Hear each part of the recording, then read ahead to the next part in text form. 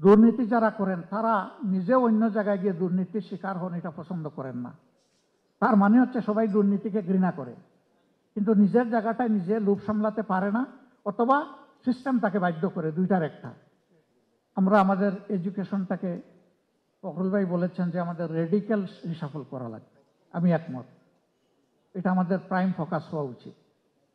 2 নম্বর হচ্ছে দুর্নীতি আমাদের সমাজে ওয়াইড স্প্রেড এবং সিস্টেমিক, এভরিহোয়ার। এমনকি মাঝে মাঝে বিস্মিত হই, আল্লাহ আমাদেরকে মাফ করুন, মসজিদের ইমাম মসজিদ নিয়োগ করতে গিয়েও সেখানেও নাকি এই ধরনের কিছু লেনদেন করা লাগে। এই সমাজ কোথায় গিয়ে পৌঁছেছে? এখন আমরা দুর্নীতি দমনের জন্য কি করি? আমরা দুর্নীতির পাতা অথবা ডাল ধরে টান দিই, কিন্তু মূল যে জায়গাতে রয়ে যায়, কাণ্ড যে রয়ে যায়। দুর্নীতি যারা করেন তারা নিজে অন্য জায়গায় গিয়ে দুর্নীতির শিকার হন, এটা পছন্দ করেন না। তার মানে হচ্ছে সবাই দুর্নীতিকে ঘৃণা করে, কিন্তু নিজের জায়গাটায় নিজে লোভ সামলাতে পারে না, অথবা সিস্টেম তাকে বাধ্য করে, দুইটার একটা।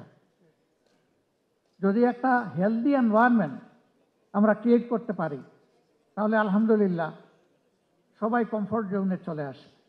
আপনি ব্যবসা করে আনন্দিত, আরেকজন শিক্ষকতা করে আনন্দিত, এমনকি রাস্তায় যিনি পরিচ্ছন্নতা কর্মী তিনিও একটা প্রেস্টিজের সাথে তার দেশে তিনি সার্ভিস প্রোভাইড করবেন।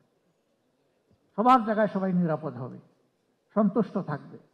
আমাদের থার্ড ফোকাস হচ্ছে জাস্টিস এভরিহোয়ার ফর এভরিওয়ান।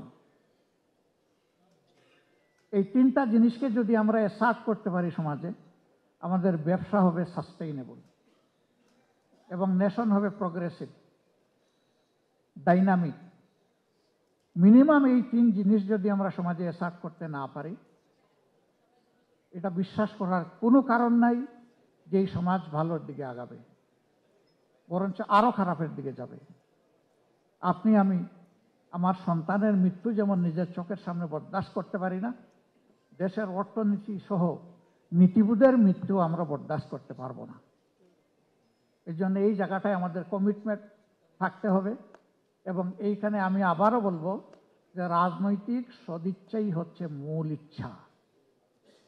এ জায়গা ঠিক হলে আমি বিশ্বাস করি সমাজ ঠিক হবে। তবে হ্যাঁ, একদিনে হবে না, স্টার্ট হবে, তারপরে আগাবে, গ্র্যাজুয়ালি একটা চেঞ্জ ইনশাল্লাহ আসবে। আমরা সেই বিপ্লবী পরিবর্তন নয়, বরঞ্চ যৌক্তিক পরিবর্তনের দিকে দেশটাকে যাতে সবাই মিলে নিতে পারি ইউনাইটেডলি। আমি সবাইকে আহ্বান জানাবো, সকল দল মত এবং সকল পেশা পক্ষের সবাই যেন আমরা দেশকে কন্টেইন করি এবং আমরা অন্তত একটা দৃঢ় সিদ্ধান্ত নেই, অতি আমাদের যা হবার হয়ে গেছে, এখন শুধু আমরা আগামী জেনারেশনের জন্য ভালো কিছু করব। আল্লাহ তাআলা আমাদেরকে এই তৌফিক দান করুন।